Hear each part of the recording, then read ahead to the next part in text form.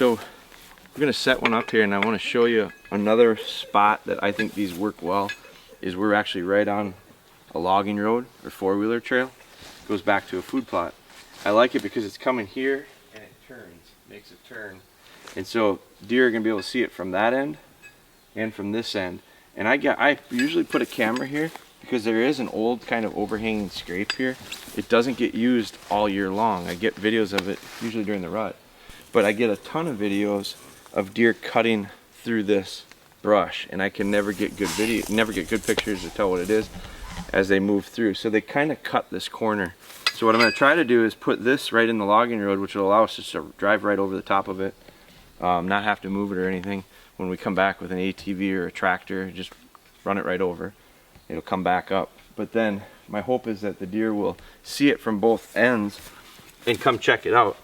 So this is a spot that isn't a traditional food plot or anything like that. It's just a spot in the woods that these deer are really used to. They come through here, but they don't always stop in front of my camera.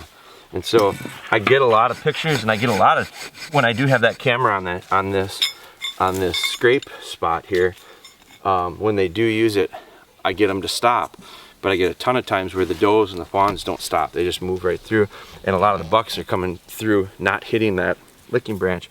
So by putting this in, I'm gonna try to change it to be more of a scent post, a communal scent post, instead of a traditional scrape that they would use more for territorial stuff, rut driven. So I bed that, you can see I kind of bed that down now. Tip that out of the way so you don't hit your thumb screws. Snug that down tight. And then I'll bed this right back over. And actually, see how loose that is? If it's that loose to start out with, now we got pretty sandy soil.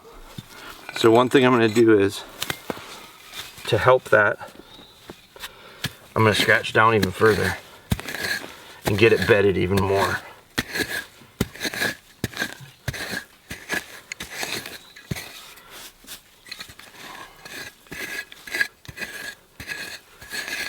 Get it pretty level.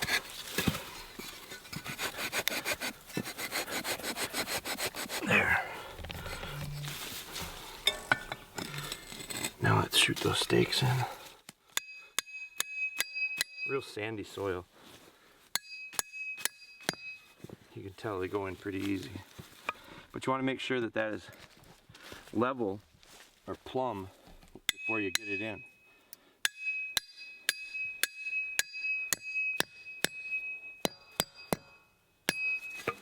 Push that dirt back on top.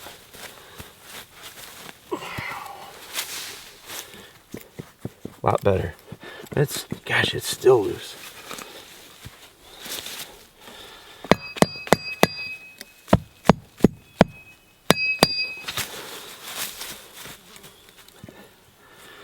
That should be good.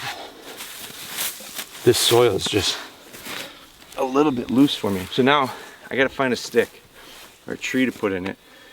We're down in here. That's an oak there, a big white oak. There's a lot of pine in here. I may try to put a piece of pine in it just to see what happens. I don't usually do that. But now let's go find a stick that's gonna look pretty good size-wise, and then we'll trim it up and put it in.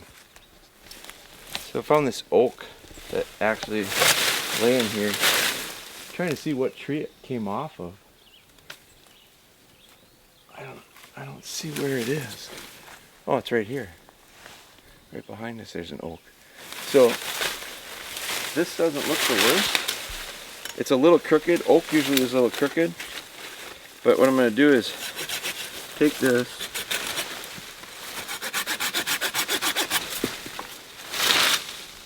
bring that back, and we'll start whittling on it. Finding the right tree and then balancing it. This one's going to be real top heavy. So I'll trim most of that off, but I want to leave some stuff. So let's bring this back up. We probably had to go 100 yards to find a branch. This is actually a branch off of a tree. Sometimes cut a little sapling off. There's not a lot of young regeneration in here. So let's take this oak up and try that. Okay, so we went down and we found this branch really off of an oak tree that had broken off, and I just cut a piece off of it. Diameter I think is going to be good. So you're just going to back these thumb screws out.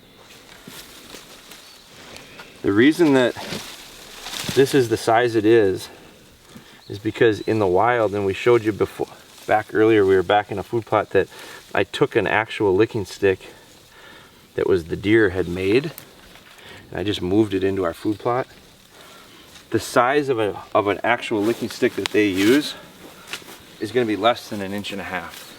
So you can see it stands up, which is a lot of top heaviness for that. So when I tip this down, it's going to come back up, but see how it starts to lean. There's too much up here. There's no reason to have all that. So I'm probably going to leave, I might leave this one. I'm going to start trimming some of these off. This is a lot of weight. I like the height. I like the height being about 50 inches or less. It's just there's way too much stuff up on top right now. Now a lot of these leaves are going to fall off typically, but an oak tree will hold its leaves. So these leaves would probably stay on for a while. So I'm just going to come in and start trimming it and show you the difference once you start taking some of that weight off of what happens.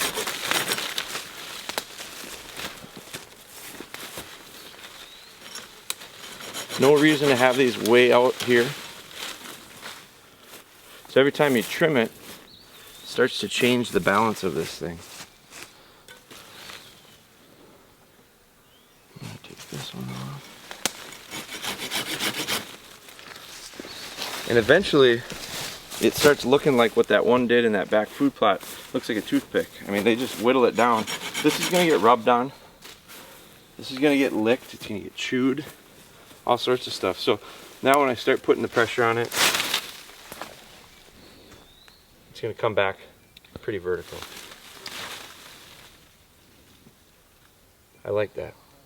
So I'm going to take this, I'm going to scent it up, I'm going to leave it, I'm going to set a camera right on that big pine, and we're going to see what we get for action on it.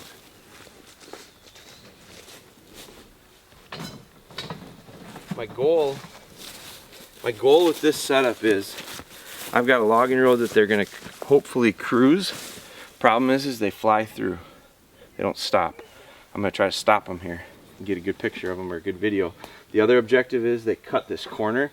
This road goes like this. They cut through the corner. I'm going to try to get them to come to the spot so I can get pictures of them. I'm going to use this dripper, and I'm actually just going to start up on top, and I like to run it and let it run down.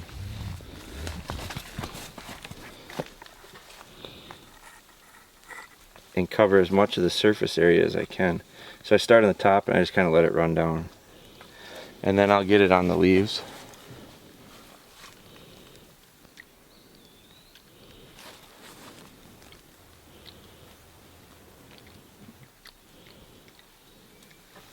I like to coat as much of the surface area as I can. It just spreads the scent.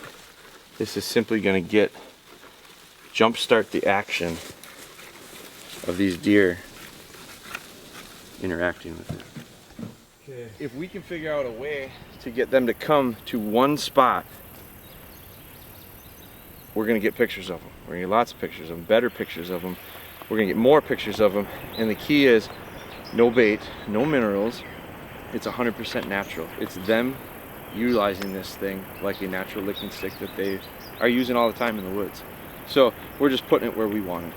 So quick and easy, super simple to set it up. Got to find the right tree. You know, you got to have a spot where you can